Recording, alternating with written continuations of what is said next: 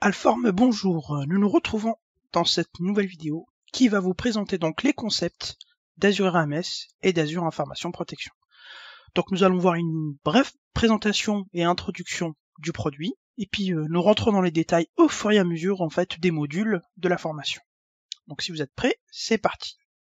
Alors en termes de plan, c'est simple, nous allons voir, comme je vous l'ai dit précédemment, l'introduction d'Azure RMS, d'Azure White Management et Azure Information Protection.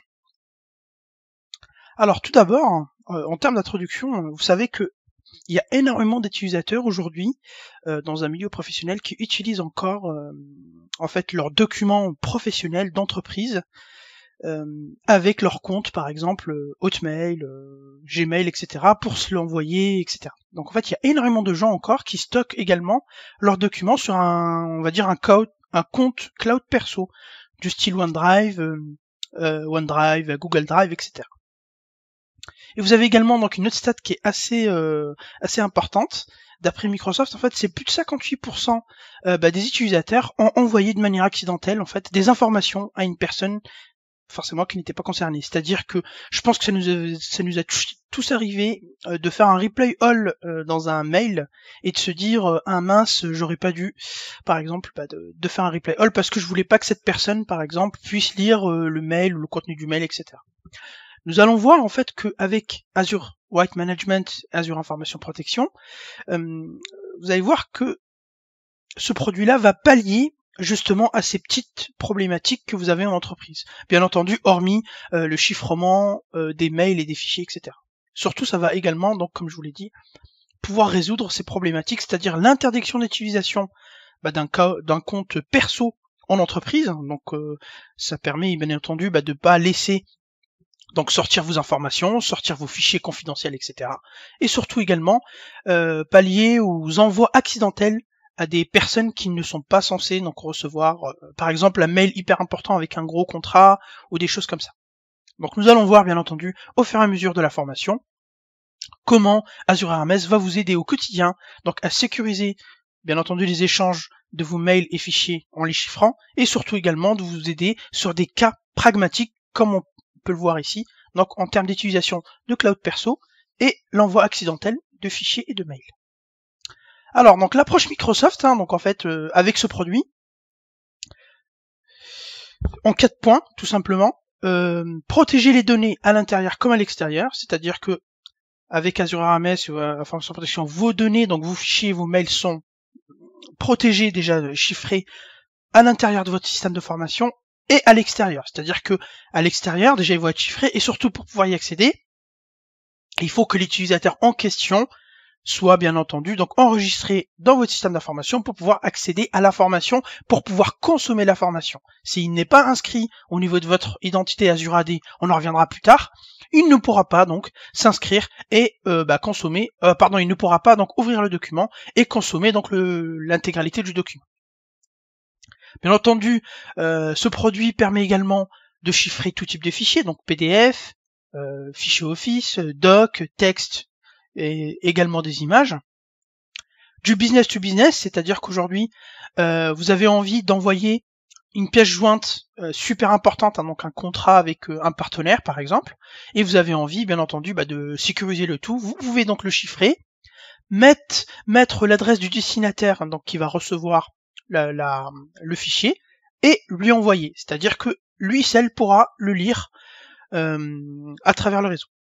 Donc ça peut bien entendu, comme je vous le disais, sécuriser les échanges avec vos partenaires par exemple. Donc là c'est vraiment du business to business, c'est du B2B.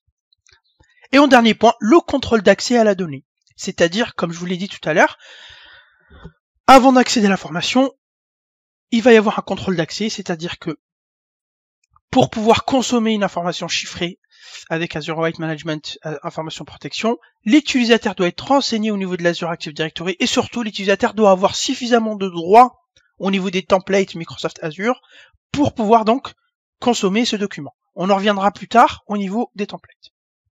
Mais vous l'aurez bien compris, donc, ces 4 points qui sont fondamentaux pour pouvoir donc répondre aux besoins des entreprises en termes de chiffrement, en termes d'accès, en termes de monitoring, en termes d'accès aux fichiers et aux documents, par exemple. Alors, donc le schéma qui est simple ici de Microsoft, donc on va pas réinventer la roue. Donc en fait, on peut le voir que Azure Web Management au centre ici. Donc là, vous pouvez voir donc le service Azure Web Management qui se trouve dans Azure. Vous avez donc plusieurs parties. Vous avez la partie donc device, c'est-à-dire qu'en fait qui prend en compte en fait plusieurs devices, donc PC, donc bien entendu PC Windows, Windows 10, Windows 8, etc. Et également la flotte device, c'est-à-dire des iPhones, donc c'est iOS, Android et Windows Mobile. Il peut également en fait interagir avec votre système d'information pour faire ce qu'on appelle des scénarios hybrides. Ça, on en reparlera plus tard. Dans la formation. Là, on peut voir également le Windows Server Active Directory. Donc, comme je vous l'ai dit, il fonctionne avec Azure Active Directory. Donc, vous avez besoin d'une identité dans le cloud. Pour cela, c'est simple. Soit vous avez directement votre Azure Active Directory qui est directement dans le cloud, soit alors vous avez un Active Directory en local et vous synchronisez les tout avec Azure AD, donc avec AD Connect, pour pouvoir donc synchroniser votre identité dans le cloud et pour pouvoir donc bénéficier. Comme je vous l'ai dit, il interagit avec des systèmes, on va dire des scénarios hybrides, avec des serveurs Exchange, des serveurs SharePoint et des serveurs de fichiers, parce qu'en fait ce service, il est capable également de chiffrer vos documents, vos mails et vos sites SharePoint, etc., même si ces derniers sont en local, parce qu'en fait, on va installer ce qu'on appelle un serveur RMS Connector qui va faire la jonction entre ces services privés et publics en termes de cloud, et ça va vous faire un scénario hybride. Vous inquiétez pas, on reviendra sur le sujet plus tard. Et bien entendu, vous avez également donc l'Office 365 pour pouvoir aussi également bénéficier d'Exchange Online si vous avez besoin d'utiliser un Exchange Online, et pour pouvoir donc activer le service Azure RMS. Donc les avantages d'Azure RMS comparé à ADRMS classique, donc pas d'infrastructure complexe, parce que là c'est vraiment du cloud, c'est-à-dire que le service, vous l'activez et vous le consommez. Il n'y a rien de plus simple. Vous avez également, comme je vous l'ai dit, l'authentification qui est basée directement sur le cloud Azure avec Azure AD, donc l'annuaire qui est directement présent dans Azure. Comme je vous l'ai dit, énormément de gestion d'appareils mobiles qui sont directement intégrés par défaut, donc vous allez pouvoir gérer, comme je vous l'ai dit, donc de l'iOS, de l'Android et du Windows Mobile également. Donc là, vous avez toute la flotte pour pouvoir gérer ça. Les templates, comme je vous l'ai dit tout à l'heure, pour chiffrer en fait donc un document ou un mail, vous allez lui affilier en fait un template. Ce template, qu'est-ce qu'il contient? Il va contenir des droits. Et en fonction de ces droits, l'utilisateur, quand il va ouvrir le document, il pourra faire les tâches qu'on lui a attribuées dans ce template-là. Donc vous voyez que c'est relativement simple. Par exemple, je vais créer un template qui s'appelle read. Et dans ce template, je vais mettre les droits read, et tous les utilisateurs qui vont bénéficier de ce template sur un fichier ou un mail, ils pourront juste faire que du read sur l'information en question. Bien entendu, sur le template, on peut être granulaire. On peut mettre read, lecture, print, on peut mettre plein de choses, on verra tout à fur et à mesure de la formation. Et quand vous créez en fait donc votre Azure RMS, quand vous activez du service du moins, vous avez en fait deux templates par défaut. Donc on les reverra plus tard. Donc là, parce qu'il y aura un chapitre exprès pour les templates. Donc on le verra plus tard également. On rentrera dans les détails quand le moment sera venu. Vous avez également la gestion des scopes qui est assez importante. Je m'explique. C'est que par exemple, vous décidez d'assigner des templates en fonction des départements. Donc par exemple, les utilisateurs qui vont vouloir chiffrer des documents qui sont dans le service technique, ils vont avoir des templates spécifiques à eux.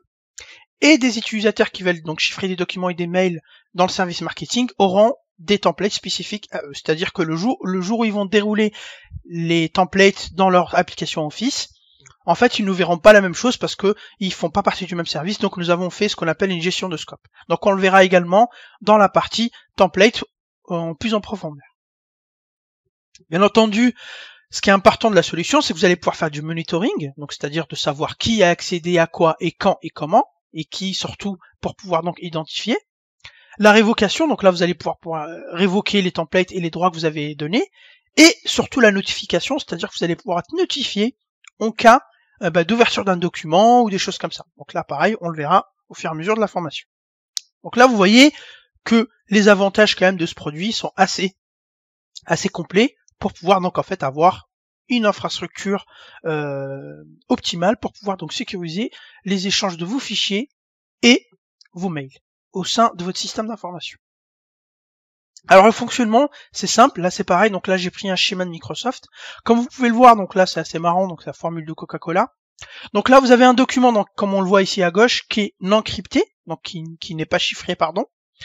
Et donc une fois que vous allez le chiffrer, donc en fait, comme je vous l'ai dit que c'est un service dans le cloud, vous allez avoir une authentification avec le cloud. Donc après le template va redescendre sur le document, il va s'appliquer sur le document, et en sortie en fait directement quand vous allez redescendre d'internet, parce que en fait il va falloir se connecter donc dans Azure pour pouvoir choper le template et redescendre.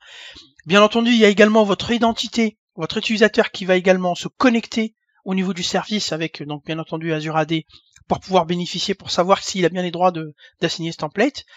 Et en fait, une fois que vous allez redescendre, vous allez avoir directement votre document qui est chiffré. Donc là, on peut le voir en fait que les chiffrements ils passent bien entendu avec l'authentification, l'autorisation au niveau du service Azure, donc sur Internet, et ça redescend également. Vous inquiétez pas, on verra en détail la gestion des templates. Dans le cas où nous ne sommes pas connectés sur Internet, on verra en fait comment ça fonctionne. Donc en quelques mots, donc Azure White Management. Donc bien entendu, protection des emails. Donc là, il va vous aider à protéger, à chiffrer vos emails, vos fichiers, bien entendu, comme je l'ai dit tout à l'heure.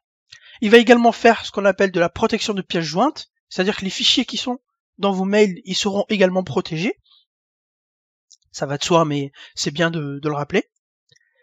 Bien entendu, comme je vous l'ai dit, il prend en charge des scénarios avec Office 365 ou des scénarios hybrides, c'est-à-dire si vous avez de l'exchange online avec Office 365, ou alors, si vous avez envie de chiffrer vos mails, mais par contre que vous avez des serveurs Exchange chez vous, il sera possible avec des RMS connecteurs de connecter le tout avec Azure, avec Microsoft Azure, et vous allez pouvoir donc bénéficier des scénarios hybrides ou avec des SharePoint ou des serveurs de fichiers par exemple. On les verra plus tard.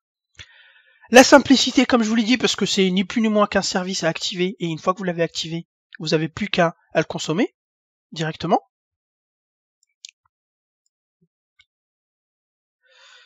La partie BIOC qui est importante, donc le BIOC c'est Broken or Key, donc en fait c'est tout simplement la clé que vous allez donc pouvoir, parce que vous voyez que là ça fonctionne par système de clé quand vous allez chiffrer, et en fait la clé, il est possible bien entendu de la laisser sur votre tenant Azure directement, mais également il est possible de la rapatrier chez vous dans un boîtier HSM et vous la gardez au mode offline chez vous, comme ça en cas de problème au moins vous aurez toujours votre clé pour pouvoir décrypter tous vos documents si un jour vous avez envie par exemple.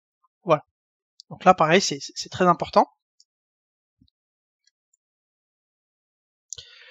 Et comme je vous l'ai dit en guise d'introduction, avec ce système-là, vous allez pouvoir faire de l'audit, parce qu'en fait, vous allez savoir qui a accédé à quoi, quand et comment. Vous allez faire donc du traçage, du traquage, en termes d'ouverture de documents par exemple. Vous allez pouvoir voir qui l'a ouvert, dans quel pays, etc. C'est assez sympa avec une map et tout.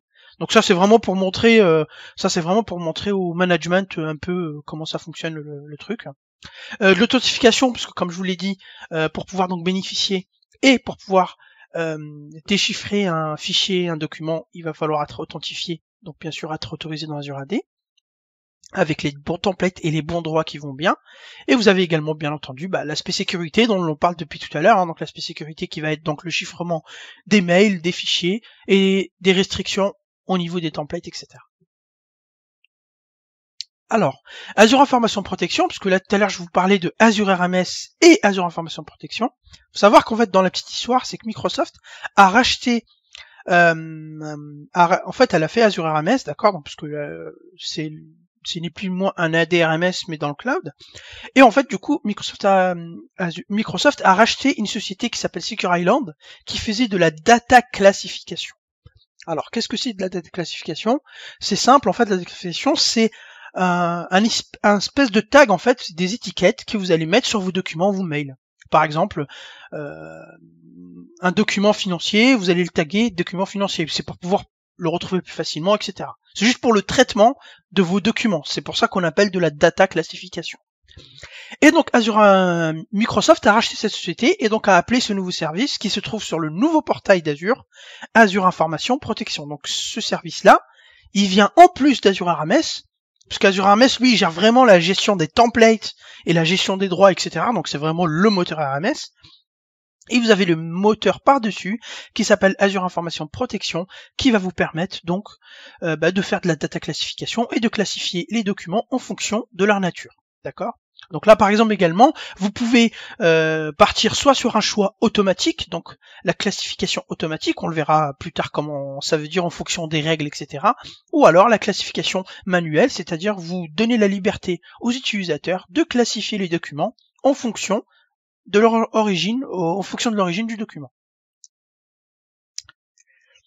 Donc en termes de templates, comme je vous l'ai dit, en fait c'est simple, c'est des templates qui se créent directement dans Azure. Donc vous inquiétez pas, on verra le sujet plus en profondeur dans un sujet qui est particulièrement dédié au Azure Information Template, Azure RMS Template, pardon. Et là je vous montre un peu en fait donc la création des templates et les droits que vous pouvez attribuer. Donc là vous avez des droits prédéfinis, par exemple, donc visionneuse, réviseur, co-auteur, copropriétaire et personnalisé. Donc personnalisé, c'est pour être plus granulaire en termes de droits, tout simplement. Voilà, donc là on peut le voir. Donc il va vous, avec ces templates et ces droits, vous allez pouvoir donc chiffrer vos mails et fichiers en appliquant ces templates. Donc bien entendu, ça permet de donner des droits au niveau des utilisateurs. Attention. Donc on le verra encore une fois, on reverra un sujet plus précis là-dessus. Attention, comme j'ai dit tout à l'heure, c'est que avec la classification, c'est pas parce que votre document est classifié que ça veut dire qu'il est chiffré. Il est tout à fait possible de classifier un document sans les chiffrer. D'accord ? Bien entendu aussi, vous pouvez choisir de classifier et de chiffrer un document, mais vous pouvez également faire les deux, c'est-à-dire juste le chiffrer et pas le classifier, ou le classifier et pas le chiffrer. Voilà, donc en fait vous avez des petites options que vous pouvez choisir. Donc bien entendu, une fois que le service RMS activé au niveau de votre tenant, etc., vous allez avoir en fait ceci au niveau de l'interface. Donc des modèles qui appliquent des restrictions granulaires. Donc ça, c'est les modèles que vous allez créer vous, comme je vous l'ai dit. Donc quand je dis modèle, c'est template, mais c'est pareil. Hein. C'est ces templates-là que vous allez créer vous. Vous avez les deux modèles par défaut que je vous ai dit, plus une option ne pas transférer. Alors l'option ne pas transférer, c'est valable que pour les mails, c'est-à-dire que quand l'utilisateur va envoyer un mail, s'il coche cette option ne pas transférer, vous l'aurez deviné, l'utilisateur qui va recevoir le mail, il ne pourra pas transférer le mail tout simplement. Voilà. Donc là, vous pouvez le voir au niveau de l'interface, on peut le voir comme ceci. Donc là, ce que j'ai encadré en rouge, ce sont vraiment les templates par défaut qui sont créés par Microsoft by Design quand vous activez le service. Et derrière, j'ai des templates qui s'appellent Corp confidentiel, Corporate strictement confidentiel. Ça, c'est des templates que j'ai créés moi, donc c'est les modèles qui appliquent des restrictions granulaires. Donc là, vous l'aurez compris. Donc bien entendu, possibilité donc de créer, comme je vous l'ai dit, ses propres templates. Nous sommes sur un max de 500 templates par tenant.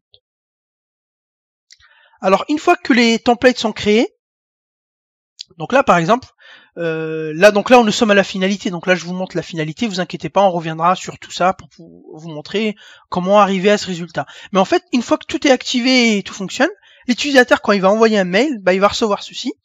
Il va aller donc nous sommes dans le webmail, il va aller dans ces petits points et choisir définir les autorisations, et il va donc avoir plusieurs templates qui descendent directement via Azure sur son utilisateur parce qu'il est connecté dans Azure AD. Et donc là, en fait, vous voyez, avec son VPN, il est connecté donc dans Azure AD. Et là, vous voyez, en fait, vous avez plusieurs templates que nous avons créés. Test 2, test AOS, machin. Vous avez les deux templates qui sont créés par défaut. Vous allez voir qu'on peut les archiver aussi. Et vous voyez ici, vous avez l'option ne pas transférer, qui vous permet, comme je vous le disais, de permettre au destinataire de ne pas transférer le mail.